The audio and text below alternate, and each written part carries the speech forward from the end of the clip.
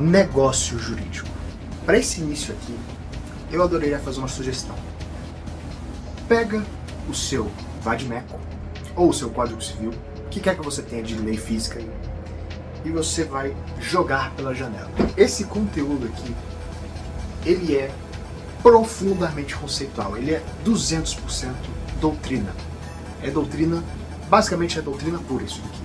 A lei vai trazer algumas exposições que eu vou abordar, obviamente, mais pra frente, mas isso daqui é um negócio extremamente específico, extremamente diminuto, o que a lei conceitua nesse conteúdo aqui. A real é um conteúdo muito conceitual. Apesar de no título, inclusive no título da lei, tá escrito negócio jurídico, a real aqui nós vamos até mesmo conceituar o direito, o tal do direito. O que é o direito? Existe uma sala e essa sala está vazia. Este conteúdo aqui vai basicamente mobiliar esta sala que nós chamamos de direito. Então, para deixar bem claro o que eu vou fazer aqui, vamos começar definindo o mundo jurídico. Vamos lá, tá pronto? Existe o conjunto de ocorrências que simplesmente tem algum grau de existência na vida real. É bem parecido com o conceito de coisa, né? Mas imagina que existe esse conjunto de fatores que simplesmente existe na vida real. Seja uma existência física ou seja uma existência fictícia. Pode ser o mundo das ideias, pode ser... Isso também é um fato. Existem os fatos. E os fatos são tudo, cara. Tudo aí que você conseguir imaginar. Uma chuva é um fato? Sim. 2 carros colidindo é um fato? É, também. Um cachorro latindo é um fato? É. Uma nuvem é um fato? Também. Então, tudo que existe ali, tudo... Cara, se você imagina esse algo, então é um fato. Você faz essa grande bola aí. Beleza, existem os fatos, meu Deus do céu. Qual o tamanho desse círculo que nós chamamos de fato? Não sei, cara. Provavelmente é do tamanho do universo. Então, tem todo esse círculo aí que nós chamamos de fato. Mas, isso é algo que acontece não apenas no direito. Acontece em todas as ciências. A real isso é uma baita de uma definição de o que é ciência. Cara, as ciências elas vão olhar para os fatos, né? Ela vai olhar para este objeto, que eu peguei aleatoriamente aqui. Ela vai olhar para este objeto e diferentes ciências vão olhar para este objeto de diferentes formas. Cara, vamos lá, ciências econômicas, a microeconomia, vai olhar para este objeto aqui e vai falar, o que isso daqui tem a ver com a oferta e a demanda? Quando alguém compra isso daqui de mim, as ciências econômicas vai olhar para esse ato como uma expressão da oferta e da demanda. Para o direito, este fato, eu vender algo para essa pessoa, também é relevante. Mas vai ser relevante para a oferta e para a demanda? Não, tem nada a ver. Esquece. Para o direito, o que importa? Essa pessoa que entrou aqui e comprou este algo de mim, fez um negócio jurídico para mim. Então, a ciência do direito vai interpretar este fato dentro do mundo jurídico. E existem diversas... Cara, você pode interpretar os fatos de diversas maneiras, mas o direito vai interpretar dentro do mundo jurídico. O que é o mundo jurídico? O mundo jurídico é toda essa fração de fatos. Pega os fatos que eu falei, todos os fatos.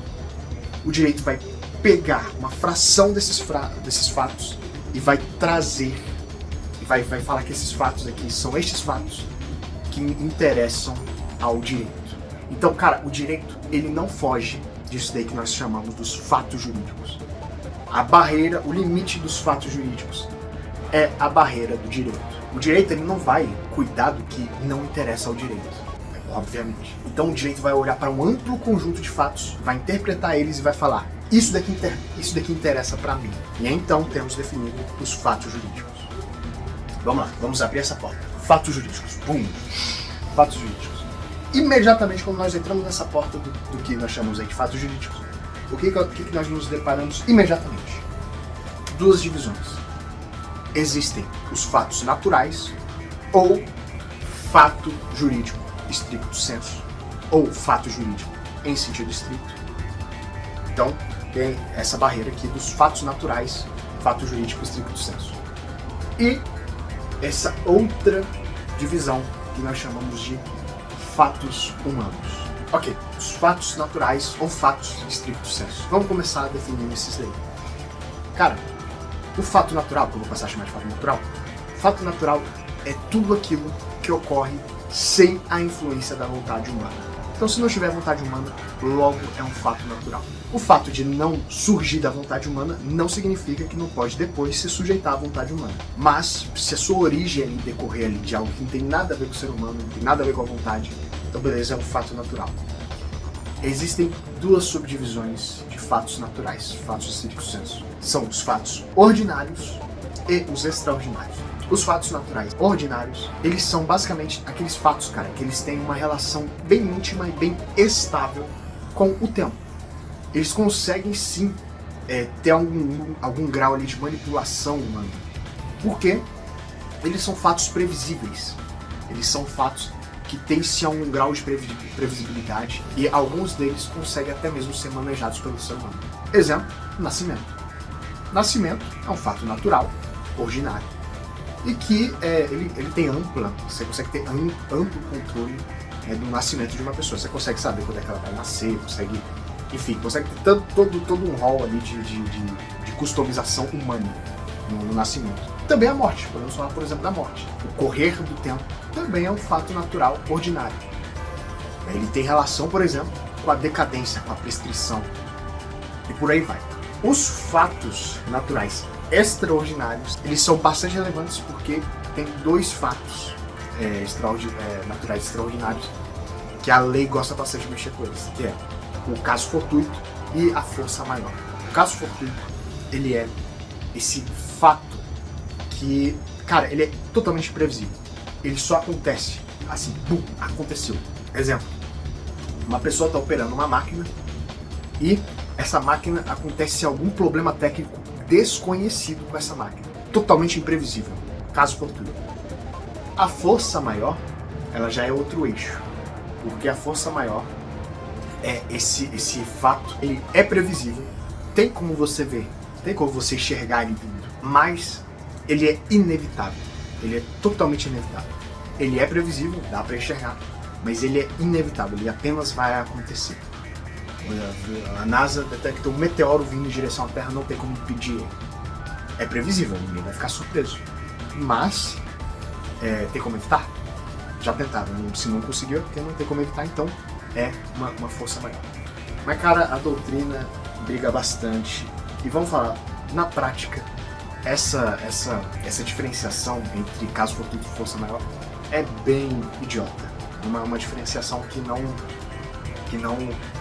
tem muita relevância prática. A própria jurisprudência, ela gosta de tratar como sinônimo esses dois termos. Então, a lei não define, a lei não traz uma definição expressa de força maior e caso fortuito, apesar de aparecer na lei, mas é um negócio bem whatever. Na prática, não faz tanto sentido diferenciar ambos. Mas, cara, eu vou fazer um parênteses muito interessante aqui. Não são todos os fatos naturais que podem ser classificados como fatos jurídicos, que vão estar dentro aí dos fatos jurídicos. Cara, esse tal fato natural tem que interessar o direito. Então vamos dar o exemplo de uma chuva. Cara, vamos supor que simplesmente chova. Simplesmente passou a chover. Cara, isso interessa ao direito? É fato natural. Não. Simplesmente a partícula de água saindo lá da nuvem, caindo no chão, não interessa ao direito. Mas, se você está cuidando de uma casa, você fez o contrato ali para cuidar de uma casa e se responsabilizar pelos danos, se ocorrer, independente de caso fortuito e força maior, você se responsabilizou, vou cuidar desta casa, independente do que aconteça, confie em mim. Você foi lá, fez o contrato e choveu. E essa chuva destruiu essa casa que você tinha a responsabilidade de cuidar. Cara, essa chuva, ela teve um certo momento que ela era juridicamente irrelevante. Os pingos da chuva que destruíram a tua casa, quando eles se formaram, né, até eles caírem na tua casa, eram juridicamente irrelevantes. A partir do momento que essa chuva causou essa modificação na sua relação jurídica, a partir daí se tornou um fato natural, um fato jurídico stricto sensu. Perceba aquela diferenciação. Existem os fatos e existem os fatos jurídicos. Os fatos jurídicos é uma parte dos fatos. Então, não é porque choveu que é um fato natural. Esse evento tem que ter relevância no direito para participar do mundo jurídico. Superado. Fato jurídico stricto sensu, chuta pra lá. Agora, temos os fatos humanos. E é aqui que a briga começa. Os fatos humanos, ou simplesmente atos, esses daí são aqueles que dependem, que eles surgem principalmente da vontade humana. Então, eles surgiram, eles nasceram da vontade humana. Eles não nasceram na natureza, não nasceram de um cachorro. Nasceram da vontade humana. Quando nós entramos nos fatos humanos, primeira coisa que acontece é uma divisão em dois: os fatos lícitos e os fatos ilícitos. Quem são? Os fatos humanos lícitos são aqueles que estão de acordo com a norma. Então, se a lei foi lá e alguém escreveu uma lei, os operadores do direito interpretaram aquela lei e formaram uma norma. Se você age de acordo com essa norma, parabéns, você fez um fato humano lícito. Você fez um ato jurídico lícito. Agora, se você age de forma contrária à norma, aí você cometeu um ato jurídico ilícito. Então, só lembrando aqui uma diferenciação assim, só para deixar isso aqui bem completinho. Cara, não basta você desrespeitar o que está expresso em lei para imediatamente você falar, ó, necessariamente, se você fez algo contrário ao que está expresso na lei, necessariamente você fez um ato ilícito. Calma. Vamos lá pro direito penal, porque o direito penal ele é bem claro nessa questão. Está lá escrito, lá no 121, matar alguém. Você não pode matar alguém, que senão você vai sofrer determinada pena. Mas vamos lá. Você não pode nunca matar alguém? Assim, de preferência, no mundo ideal não. Mas, vamos falar na prática aqui. Você não pode nunca matar alguém. Não pode, em nenhuma hipótese, matar alguém. Não, cara, você pode. Uma das formas de você matar alguém sem sofrer sanção nenhuma é a legítima defesa. Uma pessoa vai lá, te ameaça de alguma maneira e, numa reação razoável, você foi lá e matou a pessoa. Cara, você percebe que existe uma diferença entre o que está escrito na lei e o que está na norma, porque a lei é bem expressa. Você não pode matar alguém. Mas existe outra disposição que tem conexão com o 121.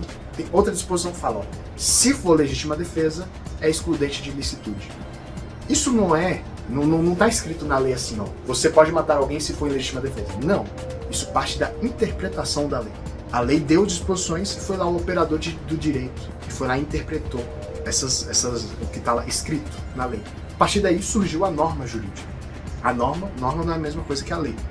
Então, o que você não pode ser contrário é contrário à norma. Você pode ser contrário, entre aspas, contrário ao que está expresso na lei. O que você não pode mesmo é ser contrário à norma jurídica. Então, se você estiver de acordo com a norma, parabéns, você fez um ato ilícito. Se você não estiver de acordo com a norma, você fez um ato ilícito. E bom, acho que a essa altura é desnecessário fazer essa distinção, mas eu vou fazer de qualquer forma. Ilícito é diferente de crime, tá? Só vou meter essa aí. Ilícito é diferente de crime. Crime é conteúdo penal, cara. Eu não tenho nada a ver com isso daí. Eu nem gosto. Deixa pra lá. Cara, vamos começar pelo ato ilícito. Porque ele é bem simples, na verdade. Se você faz algo contrário ao ordenamento, se você faz algo contrário à norma, vai surgir aí a obrigação de você indenizar.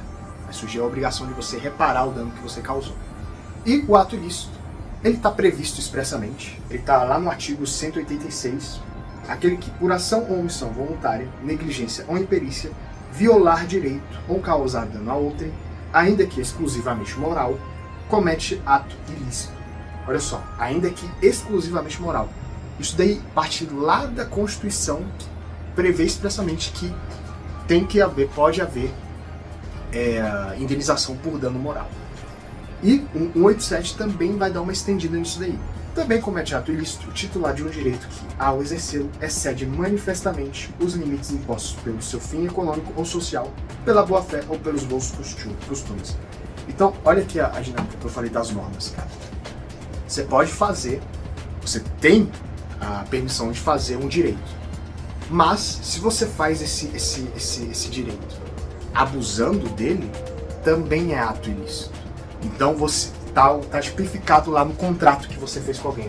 Eu posso tirar isso de você se você fizer tal. Se eu abusar desse direito, se a pessoa bota um pezinho fora ali, eu já pego o negócio da pessoa, não respeitando a boa fé, enfim, não respeitando os costumes, enfim, se na circunstância ali eu abusei do meu direito, também cometo ato ilícito, apesar de estar tipificado que eu posso fazer aquilo. Então entenda, o ato ilícito é aquilo ali que é contrário à norma. Agora, o ato lícito. Agora sim, mais complexo, mais complicado. O ato lícito é aquilo que eu faço dentro do permitido pela norma. Primeiro, a gente tem o ato jurídico stricto sensu, ou em sentido estrito. Esse daí é aquele ato que eu faço ele, mas, apesar dele sair da minha vontade, eu quis fazer isso daqui, ele sai da minha vontade, ele sai da vontade humana. Os efeitos dele, o que quer que vai sair daquele ato, os efeitos jurídicos daquele ato, eles são prescritos pela lei certinho, bonitinho. Então, eu não tenho a autonomia de customizar este ato que eu estou fazendo. Eu apenas faço ele e a lei só vai fazer, e esse ato que você fez vai criar esse tanto aqui de coisa. E eu não tenho poder sobre isso. Quer um exemplo? Pagamento. Se você compra algo, você está dando esse dinheiro. Você não tem autonomia de decidir o poder liberatório desse teu pagamento. Então, você paga ali, quando você paga, você não pode simplesmente, você paga R$100.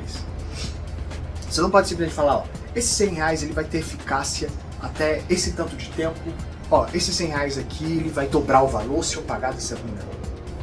Você vai pagar e a lei vai definir os efeitos daquilo ali. E acabou, você não tem autonomia para decidir. Você tem autonomia para pagar ou não. Que aí depende da tua vontade. Você tem autonomia para fazer isso daí. Mas o pagamento, a partir do momento que você fez o pagamento, você não tem autonomia para sair decidindo aqui a classificação jurídica aqui do pagamento, não. Reconhecer um filho também é um ato jurídico. É um ato jurídico stricto sensu. Por quê? Quando você reconhece um filho, não tem o poder de arbitrar ali o nível do teu reconhecimento. Você não tem o poder de falar, eu reconheci esse filho, mas é o seguinte, eu reconheci esse filho, mas não vou ser obrigado a alimentar ele, não vou ser obrigado a pagar a pensão e emitir. Não.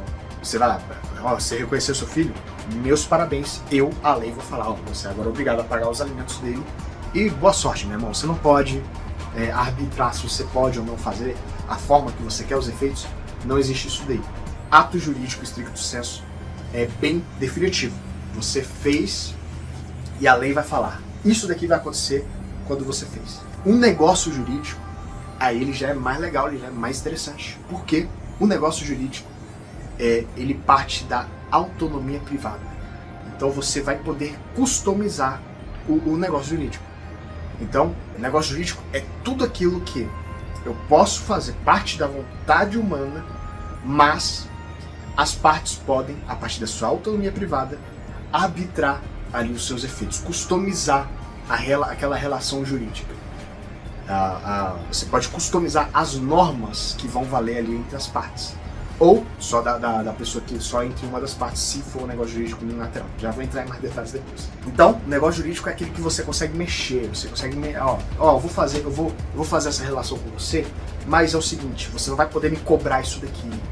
É o seguinte, eu vou te dar essa roupa, mas é pra você me devolver essa roupa. Eu vou, enfim, fazer essa cirurgia plástica aqui em você, mas é pra você me pagar 1/3 do valor nos próximos 3 meses, até completar. Então o negócio jurídico tem essa customização. O ato-fato jurídico, ele é uma figura meio polêmicazinha. Ele honestamente, sinceramente, na prática é muito difícil diferenciar ele do ato jurídico stricto sensu, porque o ato-fato, ele parte da vontade humana, ele nasce da vontade humana, mas essa vontade humana é absolutamente irrelevante. O ato-fato, ele muitas vezes ali está dentro do que nós chamamos de sorte, está dentro do que nós chamamos de acidente. Quando você paga uma pessoa, você está pagando ela. Você está falando, ó, eu quero te pagar. A sua vontade conta. Não tem como você imaginar você pagar alguém sem querer, a não ser que você tenha se enganado de quem é o credor, o que você estava pagando, enfim, todas essas situações. Mas você comprou algo de alguém, você pagou, cara, no mínimo você deu dinheiro, você deu o teu cartão ali, no mínimo você tem vontade de pagar alguma coisa. Você percebe que o que eu tô querendo dizer? A vontade importa. Mas agora, vamos supor que você está, sei lá, você está cavucando aí em algum lugar, você está cavando aí, enfim, na areia, você está aleatoriamente ali cavando. De repente, meu irmão, você acha o tesouro dos piratas do Caribe, sei lá, do século XIV. Você acha lá o... Caramba, eu achei um tesouro aqui, meu. Achei um tesouro aqui cheio de ouro, cheio de... Meu Deus do céu. Você concorda comigo que a tua vontade ali não importou? Porque a tua vontade era o quê? Era cavucar, sei lá o que você estava fazendo. Tava querendo, sei lá, esconder um corpo. Sei lá, você estava cavucando em um lugar. Você simplesmente achou um tesouro. Ali não importou a tua vontade. A lei vai prescrever ali o que vai acontecer, que nem no ato jurídico stricto sensu, mas você não teve vontade. Quando você cavucou ali aquele tesouro, imediatamente você teve posse. Você vai ter a posse daquele tesouro. Você vai ter, se você achou alguma coisa perdida de alguém, você vai ter direito a 5% daquilo que você achou, do valor daquilo que você achou, né? Curiosidade, né, inclusive. Né? No ato-fato, a vontade do agente, ela é um fato que é juridicamente relevante. Ou seja, é só um fato. Parte de um fato juridicamente relevante. Você só estava andando por aí. O fato de você andar por aí, o direito está pouco se lixando. O ato-fato é o ato que não tem, ele está pouco se lixando para a vontade humana. Ele só acontece. Ele decorre da vontade humana, mas essa vontade não importa. Apenas aquilo ali acontece e a lei prescreve os efeitos. Definimos o mundo jurídico, cara. Definimos aqui tudo que importa para o direito civil. Então, acredite se quiser, tudo que a gente vai ver no Código Civil, cara, tudo que a gente vai ver no direito civil, tá dentro de tudo isso daqui que eu falei, né? Não ache que isso daí é uma coisa boa, porque isso não significa que é pouca coisa, mas tudo que nós temos no mundo jurídico tá dentro de alguma das coisas que eu falei aqui. Então, nada melhor do que dar uma classificada nesse mundo. Vamos classificar os fatos jurídicos. Vamos lá, muita atenção agora, que o papo vai ficar bem quente, tá? É bom a gente começar isso daqui primeiro passando por um conteúdo que é uma parte bem interessante, porque o que a gente vai falar aqui vai basicamente mexer com esta definição de o que é direito subjetivo. Ó, existe duas divisões muito importantes para o direito, que é a divisão de o que é o direito objetivo e o que é o direito subjetivo. O direito objetivo são basicamente as normas gerais. O direito objetivo, você consegue resumir o direito objetivo em ter uma vade-mecum. É basicamente, cara, isso daqui. São a parte que vincula todos os cidadãos. É o que vincula a vida humana a um conjunto de deveres, ao conjunto de coisas que nós somos obrigados a fazer, que está previsto na lei. É um conjunto de normas. É um conjunto de normas que nós somos obrigados a respeitar. Então, eu não posso, um exemplo de uma norma aí do direito objetivo, é você não poder matar alguém. É um limite ali ao que você pode fazer na vida real. O direito objetivo, eles são essas normas gerais que eles são eficazes principalmente na ocorrência do fato. Então, você não pode matar alguém. E essa proibição, ela parte principalmente da sanção. Então, você mata alguém, vem a sanção. Isso é basicamente uma manifestação do direito objetivo. O direito objetivo são as normas. Então, o direito objetivo ele é esse conjunto de normas que regulam a conduta das pessoas e que eles surgem principalmente a partir da sanção. Mas o que são os direitos subjetivos? E é aqui que está a nossa magia, é aqui que está a magia do direito. Os direitos subjetivos, eles são aqueles que surgem principalmente no meu exercício. Eles são aqueles que eles estão relacionados ao sujeito do direito.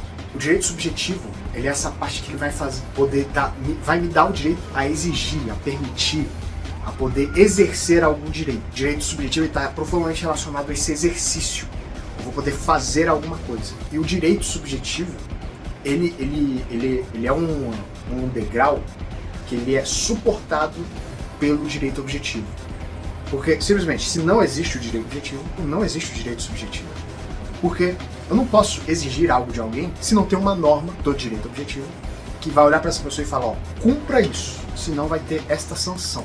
Então, o direito subjetivo ele precisa de um sujeito passivo, ou seja, alguém que eu vou poder exigir, ou alguém que eu vou poder, enfim, exercer ali os meus direitos. Precisa de um objeto e, claro, precisa de um titular, precisa do sujeito.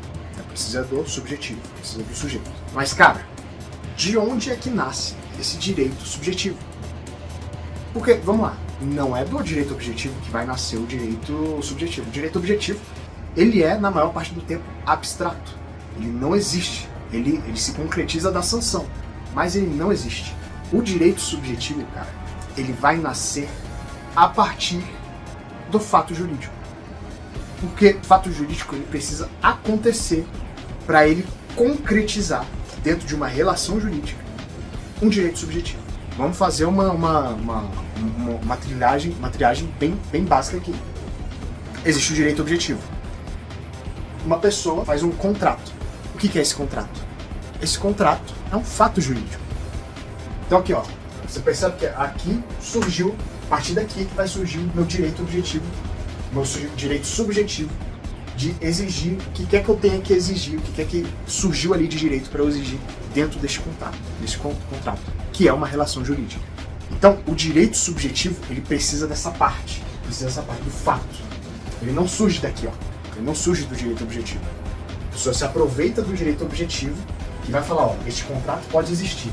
A partir do momento que este contrato existe, eu vou ter o direito subjetivo, que eu vou poder exigir o que quer que está dentro deste contrato, que é o objeto. O contrato não é a única forma que pode passar a existir direito subjetivo. É, no geral, uma relação jurídica. Mas precisa de um fato jurídico. Vamos agora classificar o tal desses fatos jurídicos. Vamos lá. Com essa definição a gente consegue entender a utilidade dos institutos que eu vou falar a partir de agora. Primeiro, cara, nós temos a aquisição do direito. Nós temos a aquisição.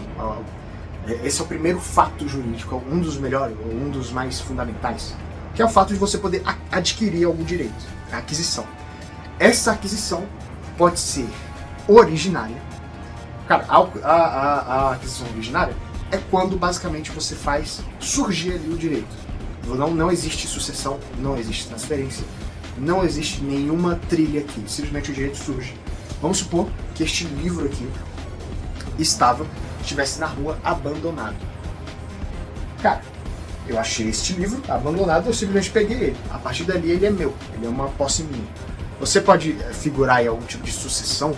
Alguém era dono antes? Alguém até podia ser dono antes, mas não era quando eu peguei ali de primeira o livro. Então, se não rolou nenhum tipo de relação jurídica que me fez ter a posse desse livro, a partir dali este livro é meu. A partir da aquisição do direito desse livro, esse livro passa a pertencer ao meu patrimônio, sem nenhum tipo de sucessão, sem nada. E existe a aquisição derivada, que aí é a aquisição que vem depois de uma sucessão, alguma espécie de sucessão.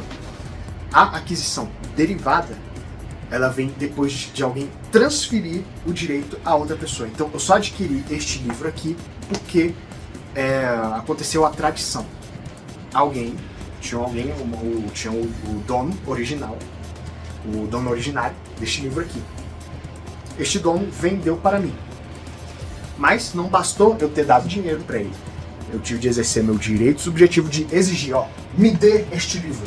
Eu adquiri o direito de ter o livro. E esse direito vai se concretizar a partir da tradição, ou seja, a partir do momento que ele vai me dar o livro. A aquisição de direito derivada é quando tem algum tipo de sucessão.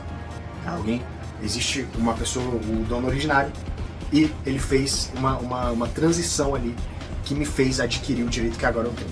Essa aquisição pode ser gratuita ou pode ser onerosa. Gratuita quando não tem preço nenhum, quando é gratuito. E oneroso é quando eu tenho que fazer algum tipo de contraprestação para conseguir adquirir esse direito. E vale dizer, nem sempre essa contraprestação vai vir aí do dinheiro. Muito provavelmente vai vir de alguma atividade que vale algum dinheiro. Mas eu posso adquirir um direito, né, exercendo alguma coisa, prestando algum serviço. Enfim, existe a aquisição a título universal, que é basicamente quando eu pego, ao adquirir aquele direito, eu assumo tudo o que vem, todos os acessórios, tudo ali daquele direito. O bônus, o ônus, tudo que tiver ali naquele direito eu assumo ele. Se eu tenho um filho, aí o pai deste filho morre, esse filho vai herdar tudo o que era do pai. Então houve ali uma aquisição de direito a título universal.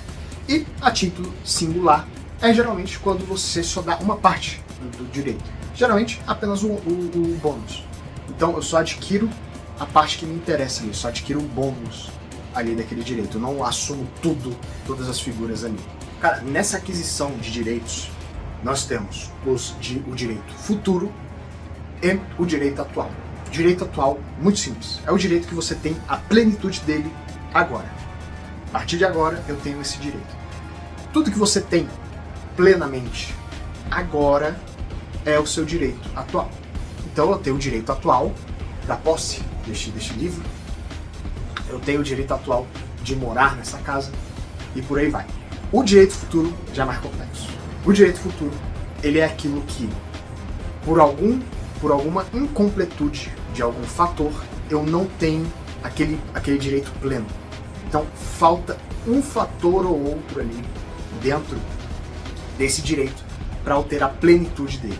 Podemos falar, por exemplo, de você ter um direito condicional, uma expectativa de direito.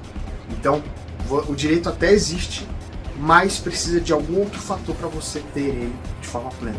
O direito futuro, ele é dividido em deferido e não deferido. O deferido é aquele que a aquisição plena do direito futuro está na mão do próprio futuro titular.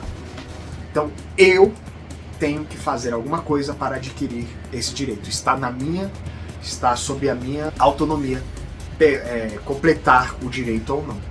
O não deferido, o mais comum, o direito futuro não deferido, é aquele que não depende do próprio titular. Dentro dessas concepções, nós temos o direito eventual.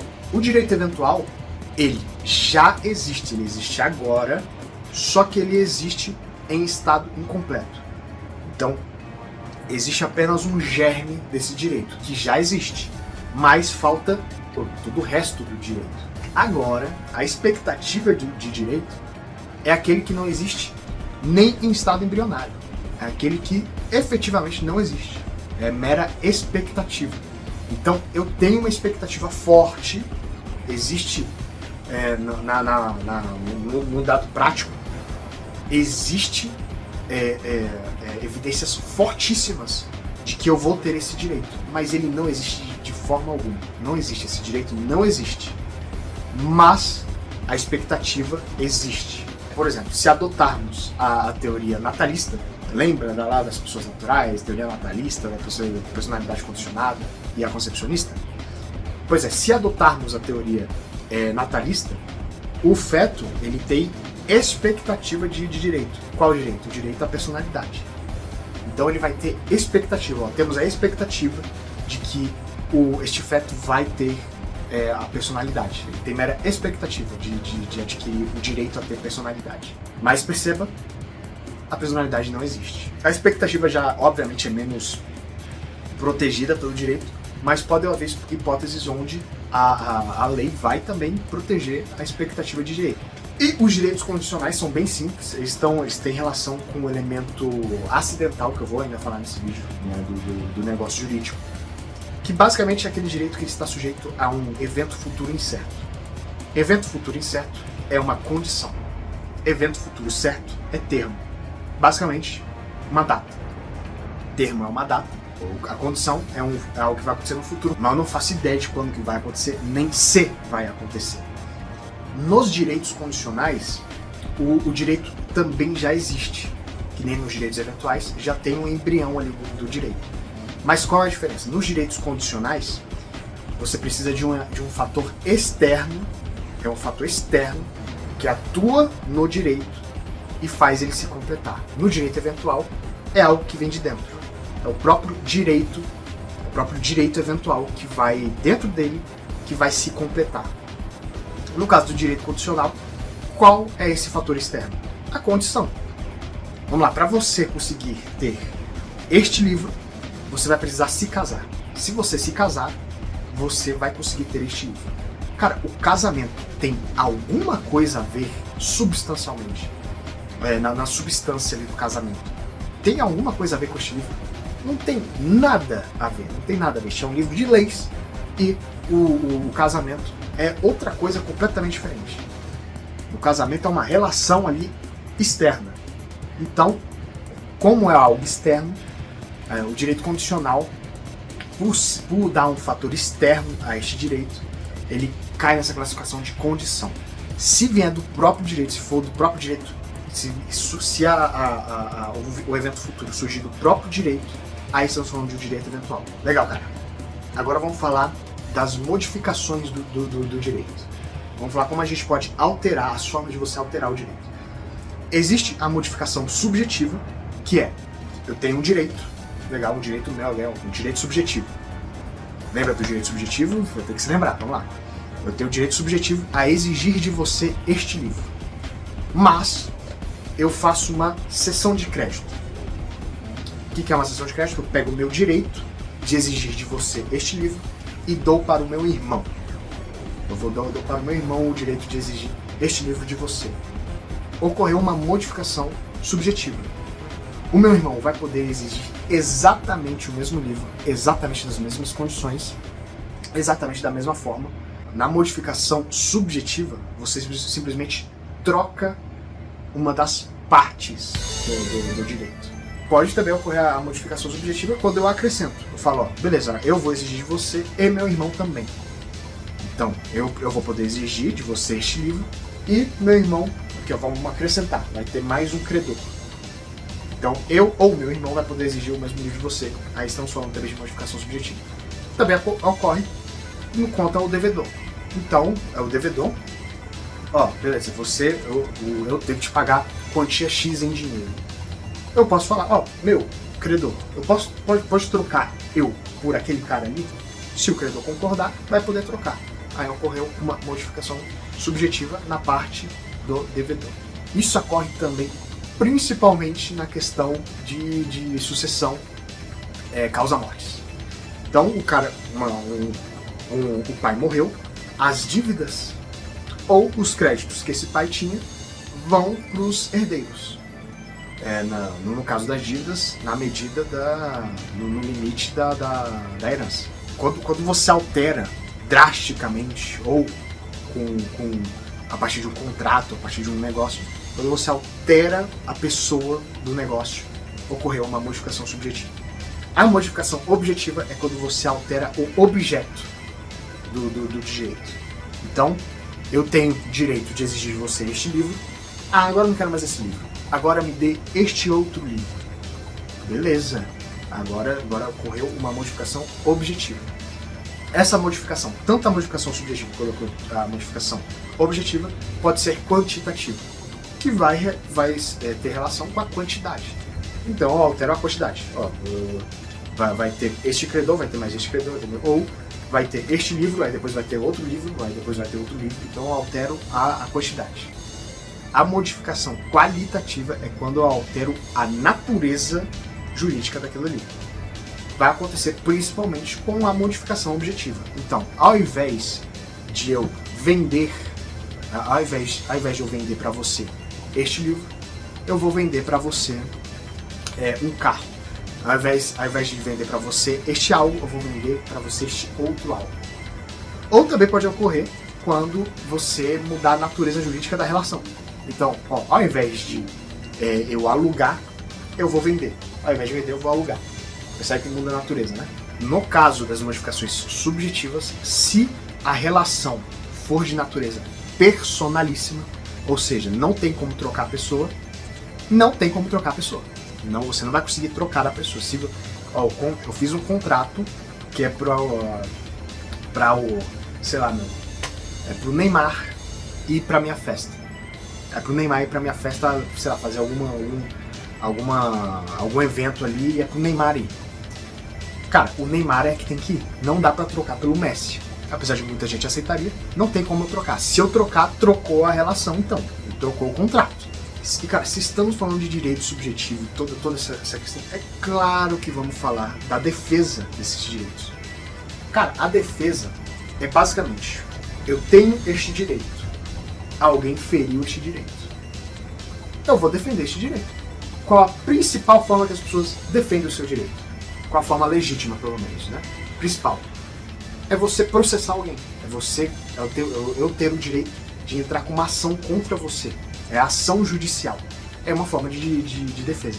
E tem, cara, todas essas formas aqui de você defender o seu direito. Eu vou colocar aí, né, na edição. Uma forma aí bem relevante, que tá aqui na memória, é a retenção. É um exemplo muito bom. Se você aluga uma casa e o teto dessa casa explode, você vai lá e paga para arrumar o teto. E vem o dono da casa falar, eu vou te despejar daqui, eu decidi, eu tenho direito, tá aqui um contrato que eu posso fazer isso aqui, me devolva a casa. Aqui, você quer comprar a casa, né? É direito de preferência. Você quer comprar a casa? Não? Então beleza, vaza. Aí você fala, mas eu acabei de arrumar aqui o teto, como é que vai acontecer aqui? Poxa, ali você tem o seu patrimônio está ferido, porque você pagou para consertar o teto. Como que você vai defender o direito do teu patrimônio ali? Porque você gastou, você arrebentou ali com o teu patrimônio para conseguir consertar o teto. Como que você vai defender o seu direito de não sair com esse prejuízo? Você vai ter direito à retenção.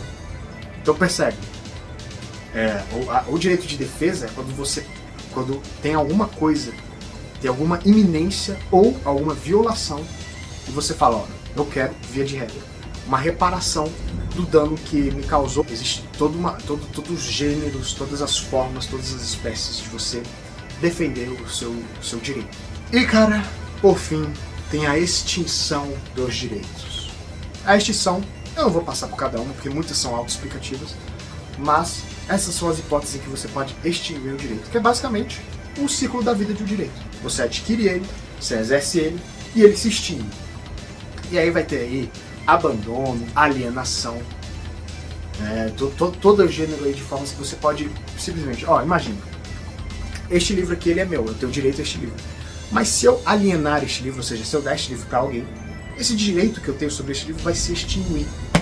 Então, todas são hipóteses aí de extinção. Então, só para deixar bem completinho aqui, pelo menos no mínimo visualmente, eu vou passar os direitos aí. Não vou passar por cada um, porque senão isso daqui vai ficar extremamente arrastado. Então, tá aí os institutos. Se você tiver curiosidade de qualquer um, pesquisa bem rapidão. Então, é só pra deixar bem completinho aqui mesmo. Porque eu poderia muito bem nem citar isso daqui, eu poderia só pular. Beleza, cara? Passamos pelos fatos jurídicos. Agora, vamos entrar na minúcia do que é o negócio jurídico. Bom, cara, você lembra da divisão, né? Existe o ato jurídico em stricto sensu, existe o negócio jurídico e existe o ato fato. Vamos pegar o ato fato e jogar ele daqui, não importa. O ato jurídico stricto sensu e o negócio jurídico é o que nos importa aqui. Lembra, O ato jurídico estricto sensu, ele não tem autonomia privada. Você não consegue customizar o ato jurídico estricto sensu. É o que está na lei. Então, você fez o ato, beleza. A única coisa que precisa para o ato jurídico estricto sensu é a vontade. Tendo a vontade de fazer, você executa o fato. A lei vai prescrever tudo que vai acontecer com ele. Negócio jurídico é outra coisa. Negócio jurídico é o fato humano onde a parte ou as partes fazem ali uma relação jurídica onde, se aproveitando da autonomia privada, eles alteram o direito. Pacta sunt servanda. O que diz o Pacta sunt servanda? O acordo ou o contrato faz lei entre as partes. O que isso quer dizer? No negócio jurídico, a vontade vincula o direito. Então, cara, vamos lá. Uma ou mais partes se fazem ali uma relação. Entre essas partes, o que quer que eles acordem nesse negócio jurídico vai valer como se lei fosse. Então, entenda de uma vez por todas isso daqui. O negócio jurídico, ele é basicamente o liame que vai conseguir fazer com que a vontade consiga ter a eficácia de uma lei. O direito é capaz de ser alterado a partir da autonomia privada.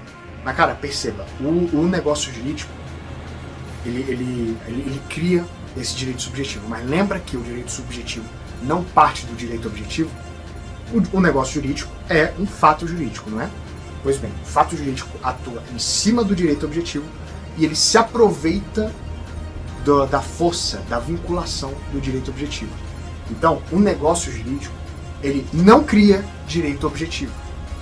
O que ele faz é, ele se aproveita das sanções, das garantias, ou seja, poderia chamar ali das garantias que o direito objetivo fornece. Se falamos de negócio jurídico, é essencial que nós nos atentemos à escada pontiana. O que é a escada pontiana? Bom, a escada pontiana foi criada pelo Ponce de Miranda e, basicamente, ela tenta dizer o que é. Ela tenta falar quais são os requisitos que o negócio jurídico precisa ter em 3 etapas. Começa do primeiro, termina no último. Primeiro, a etapa da existência. O que o negócio jurídico precisa para existir? Para início de conversa. O que o negócio jurídico precisa para existir? O que o negócio jurídico precisa para ser válido? O que ele precisa para ser válido? E o que ele precisa para ter eficácia? No plano da existência, nós falamos se o negócio jurídico ao menos existe. Se pelo menos, cara, temos alguma relação, temos a relação jurídica. Se pelo menos temos um fato jurídico. Então, se o negócio jurídico não existe, isso é muito importante. Porque se o negócio jurídico não existe, não há que se falar em nulidade, anulabilidade. Não tem como a gente falar que o negócio jurídico não é válido. Porque ele não existe. Se nós falamos da validade, nós estamos falando, essa existência não é válida. Então, a validade, ela vai basicamente adjetivar a existência desse negócio jurídico. Então, essa existência tem que ser levada a sério. Se não, aí ela vai ser inválida. Já na eficácia, a eficácia sendo o último degrau, aí já estamos falando no posterior. Estamos falando o que acontece depois da assinatura. O plano da existência e o plano da validade, eles são 2 planos bem próximos. O plano da eficácia, ele já é esse negócio assim, vai falar do que vai acontecer depois que as pessoas assinaram o contrato. O que está no plano da eficácia? Pode pagar? É para pagar? Se eu errar aqui, é para indenizar depois? O plano da eficácia é todo conjunto de fatores que vai falar o que vai acontecer depois de você colocar a tua assinatura ali no contrato. Essa eficácia no negócio jurídico, ela pode ser customizada. E é por isso que nós falamos aí de condição, termo, encargo, porque esses 3 elementos aqui, eles mexem com a eficácia do negócio jurídico. A condição, por exemplo, vai pegar a eficácia de todo o negócio jurídico e vai falar, esse negócio jurídico vai acontecer depois se acontecer isso daqui. E isso daqui que acontecer, pode ser que não aconteça e ninguém sabe se vai ou não. Vai depender do futuro e o futuro é incerto. O termo aí já vai falar, ó, esse negócio vai acontecer no futuro, mas vai acontecer no futuro aqui, ó. Nesse, ele vai pegar o calendário, não tem o calendário aqui. Vai pegar um calendário e vai falar, ó, hoje é 10 de janeiro. Em 30 de dezembro vai acontecer o que está previsto neste contrato. O encargo, ele vai falar, ó, eu só vou te dar isso daqui, eu só vou te dar isso daqui se você usar este negócio para construir isto. Então a eficácia vai ficar condicionada a este encargo. Mas nós temos que falar dos elementos, principalmente dos elementos que estão dentro dos 2 primeiros degraus. Cara, no degrau da existência, que nem eu disse, vamos verificar a existência. O que precisa para o negócio jurídico existir? Precisa de um objeto. O que é o objeto? O objeto é a parte imediata do negócio jurídico. Já vou explicar essa relação aí. Mas o objeto é efetivamente o que eu quero. Eu faço um negócio jurídico, por que eu quero esse negócio jurídico? Eu vou querer esse negócio jurídico porque eu quero este livro. Então, cara, eu quero este livro, portanto eu vou fazer um contrato de compra e venda com você porque eu quero este livro. Este livro é o objeto, é o objeto imediato da relação jurídica. Por quê? Vamos lá. Presta muita atenção nisso daqui, cara, porque isso daqui realmente é um pouquinho complicado de entender. Vamos lá. Todo negócio jurídico é uma relação jurídica. Então tá aqui, existe um negócio jurídico. Beleza. Para o negócio jurídico se completar, né, principalmente do ponto de vista do credor, ele vai precisar de uma prestação. Você vai precisar colocar uma prestação aqui. Esta prestação, por si, vai gerar o objeto. Vai concluir o objeto, vai dar o objeto.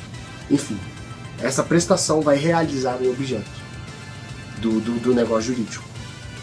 Então, a prestação é o elemento imediato da relação jurídica. Se for assim, o objeto é o elemento mediato da relação jurídica. E o objeto é o elemento imediato da prestação. Percebeu esse negócio? Então, o negócio jurídico, ele precisa da prestação para ter o objeto. Mas, o negócio jurídico, você não pode dizer que o negócio jurídico tem interesse na prestação. Ele tem interesse no objeto. Para atingir o objeto, precisa passar pela prestação. Vamos colocar no exemplo, que o exemplo deixa tudo bem claro. Eu faço ali uma relação jurídica, um negócio jurídico, de compra e venda com outra pessoa. Cara, eu tenho algum interesse em ver esta pessoa me dando o livro? Eu tenho algum interesse em ver a pessoa me dando um livro, tipo, ó, ele me deu com a mão direita. Não, ele me deu com a mão esquerda. Não, ele me deu com as 2 mãos. Eu tenho algum interesse, eu acho fofinho ele me dando o objeto? Não, cara, eu não tenho interesse na forma como ele vai dar, né? Eu não tenho interesse na ação dele. Eu tenho interesse no livro. Problema. Para ele me dar o livro, ele vai ter que fazer a prestação, que é efetivamente ele me dar. Tem um máximo de nível de interpretação aqui. Eu não tenho interesse nele me dando. Eu tenho interesse no livro. Mas, para eu ter o livro, ele precisa me dar. Então volta lá para a construção. Eu faço um negócio jurídico tendo interesse no objeto. Para eu atingir o objeto, eu preciso da prestação. É um negócio meio complicadinho de entender, mas repete o vídeo aí até entender, né? É um negócio bem interessante. E isso vai ter repercussão lá no direito das obrigações. Então, eu preciso, em toda relação jurídica, eu preciso ter o objeto. Eu preciso ter o objeto. Beleza? Voltando para a escada pontiana. Qual outro objeto, qual outro elemento eu preciso ter? Eu preciso ter o agente. O agente, ele é necessário. Vai ser uma parte, ou a outra parte, se for 2 partes, ou as várias partes, que vão ser ali o sujeito do direito, vão ser os agentes. Então eu preciso de uma pessoa, ou de 2 pessoas, ou de mais pessoas, para o negócio conseguir andar para frente.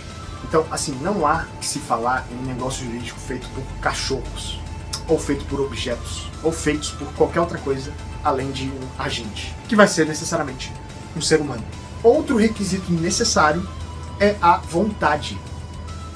Cara, como eu disse, existem os fatos naturais e os fatos humanos, certo?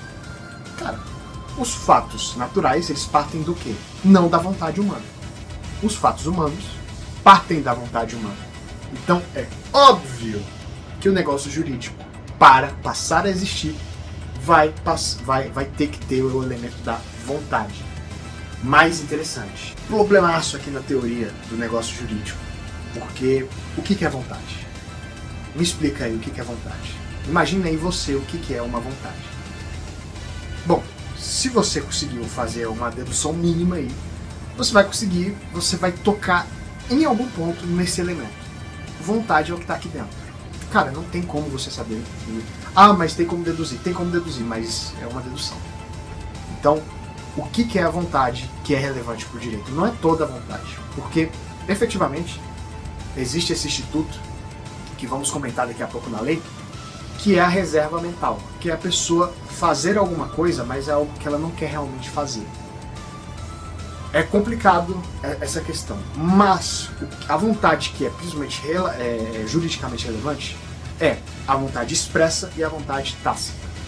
A vontade expressa é a vontade que eu faço, que eu deixo declarado oralmente, através da mímica ou de forma escrita, ou qualquer outra forma aí que eu não consigo citar aqui de comunicação. Qualquer forma que eu consigo expressamente comunicar a minha vontade. Vontade expressa. Tem poder de vincular no direito. E tem a vontade tácita, que é o que você consegue deduzir a partir do comportamento do agente. Então, se uma pessoa ela se comporta num sentido, a depender da circunstância, isso é uma vontade. Então, basicamente, a vontade tácita é o que você deduz ali do comportamento do agente. Claro que a mais relevante é a vontade expressa, mas a vontade tácita, ela vai dar umas brigas que a gente vai comentar ainda nesse vídeo. Só citando, declaração é aquela vontade que eu expresso especialmente para uma pessoa ou uma parte específica. Manifestação é qualquer forma de expressão da vontade. E também, cara, há de se citar aqui no plano da existência a forma. Porque para você fazer um negócio jurídico, você precisa fazer esse negócio jurídico de alguma forma. Não tem como você falar que existe um negócio jurídico sem forma. Qual pode ser a forma? Pode ser através de um contrato, pode ser através da fala, pode ser através, enfim, das diversas formas que tem de você fazer um negócio jurídico. O negócio jurídico ele só pode existir se você utilizar alguma ferramenta que tem muita relação com a comunicação, se você pegar alguma ferramenta que vai poder ali vincular as partes. No Brasil, existe o princípio da forma livre, que é basicamente, você pode fazer os negócios jurídicos via de regra com liberdade de escolher qual a forma que você vai fazer. Então, não tem obrigatoriedade de você fazer um contrato de compra e venda com um contrato. Você pode fazer oralmente. Os riscos são bem maiores, e quanto maior o valor, mais o direito não gosta que você tenha uma forma livre. E então, no geral, você pode fazer os contratos de negócios jurídicos da forma que você quiser, por conta do princípio da forma livre.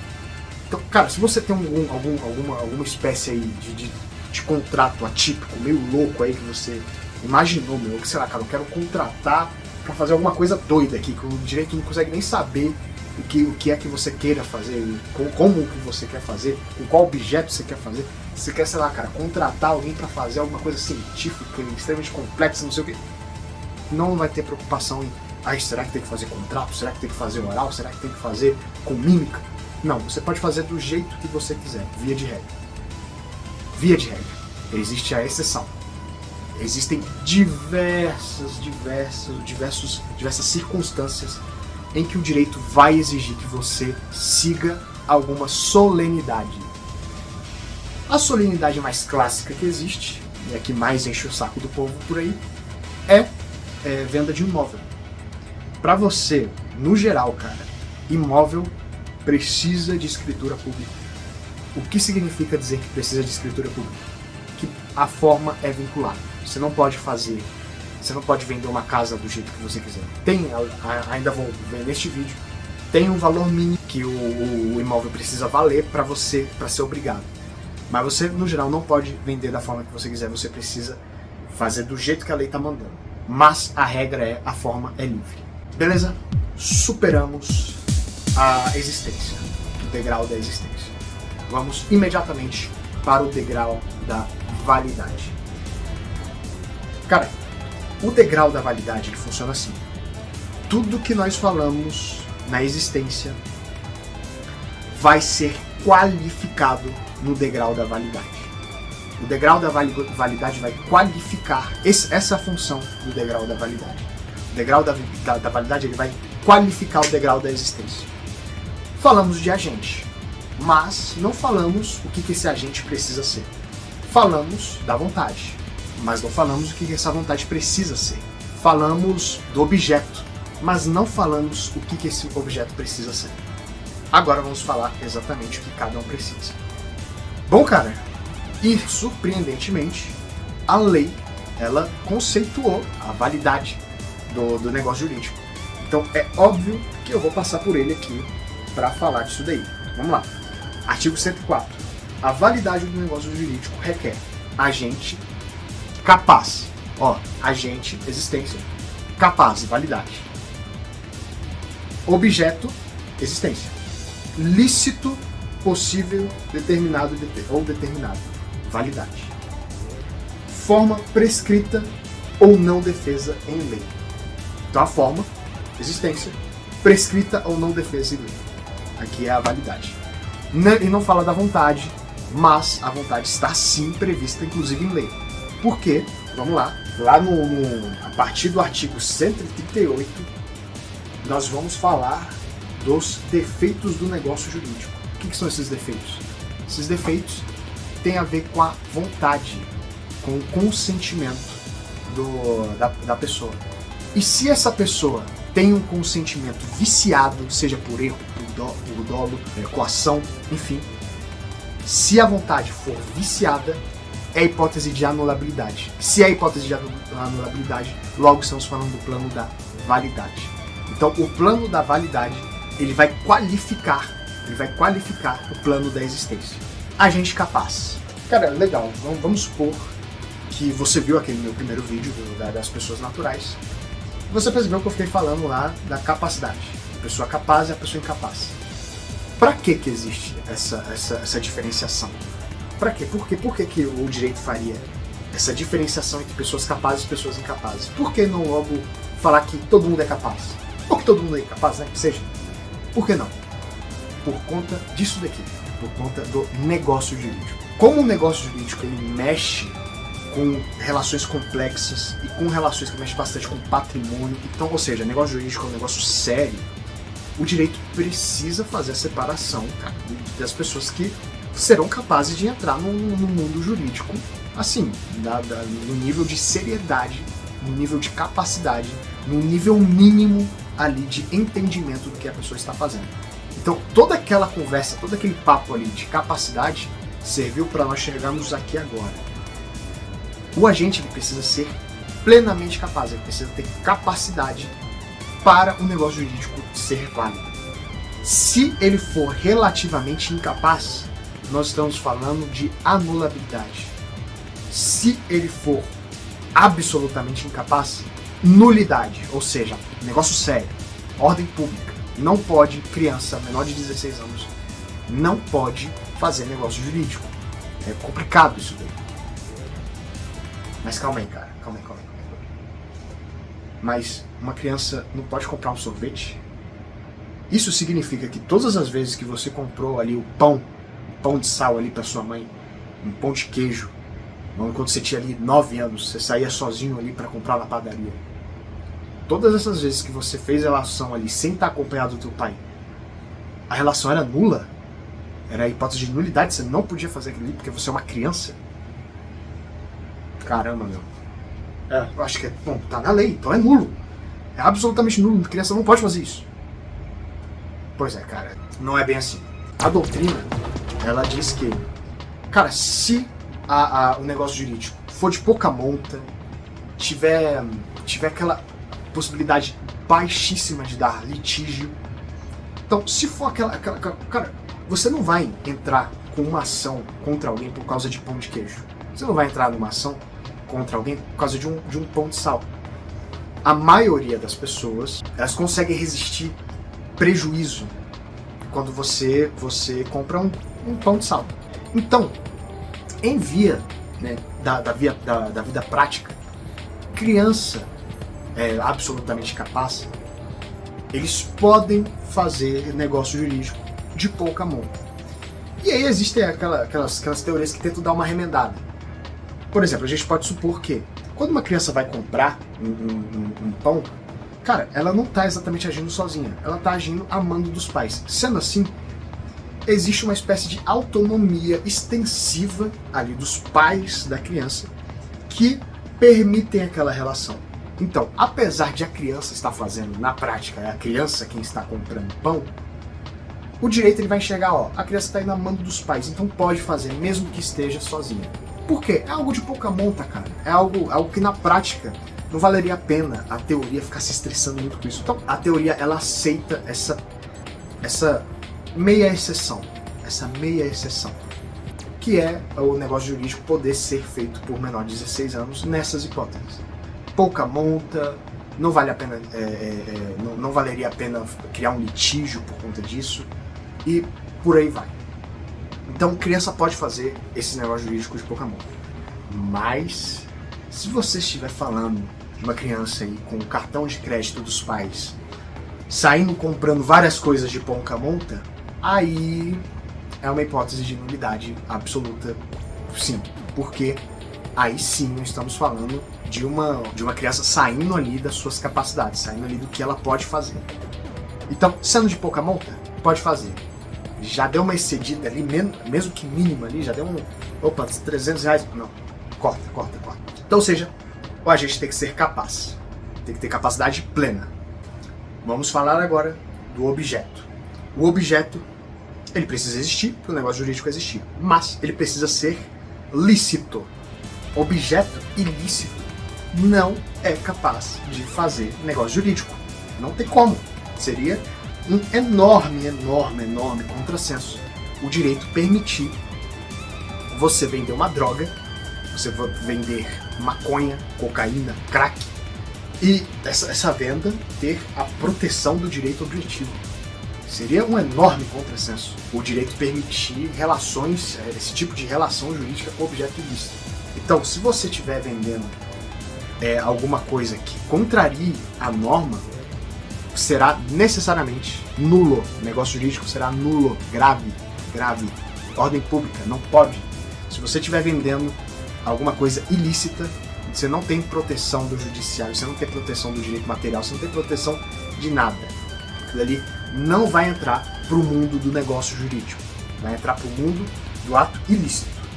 O objeto precisa ser possível, e é possível lato sensu aqui. O possível tem que ser possível juridicamente e faticamente. Juridicamente, porque se o objeto for impossível por direito, cara, não vai rolar. Cara, é muito fácil avaliar o que é juridicamente impossível. Só para pensar, só olha para uma situação e pensa. Eu só não posso fazer este negócio jurídico porque a lei proíbe, logo é algo juridicamente impossível. Um exemplo clássico é você vender herança de pessoa viva. Vamos conceituar a herança. O que é herança? Herança é o meu patrimônio depois que eu morro. Basicamente isso. Então, sendo assim, qual é o impedimento fático? Chuta o direito pra lá. Qual é o impedimento fático de eu vender a minha herança pra você? Ó, estou vendendo minha herança a, sei lá, R$2.000. R$2.000, a minha herança é toda sua. Cara, não tem nenhum impedimento fático pra eu fazer isso. Por que não? Mas aí, pegamos o direito, e o direito veda o tal da pacta corvina. O Código Civil veda expressamente você vender herança. Sendo assim, é juridicamente impossível. Se parte da lei, é juridicamente possível. E precisa ser possível também faticamente. Faticamente em que sentido? O direito não proíbe ninguém de construir um prédio em 5 segundos. Vai procurando aí na CLT, no CDC, no Código Civil, no Código Penal. Não tem nada te proibindo de construir agora um prédio em 5 segundos. Vai lá, velho, construa aí um prédio em 5 segundos. Eu quero, vai. Mas isso é impossível. Por quê? Porque é faticamente impossível. O direito também leva em conta essa razoabilidade do mundo fático. É impossível eu construir um prédio em 5 segundos. Por quê? Por conta da vida real, por questões práticas. Derivam da vida real, da vida prática. Não tem como construir um prédio em tão pouco tempo. O negócio precisa ser determinado. Determinado significa o quê? Individualizado. Então, olha aqui, eu quero este livro. Beleza. Eu vou querer este livro. Então, aqui, é um objeto determinado. O que é um objeto determinado? Olha, eu quero um livro Vademecum de 2025.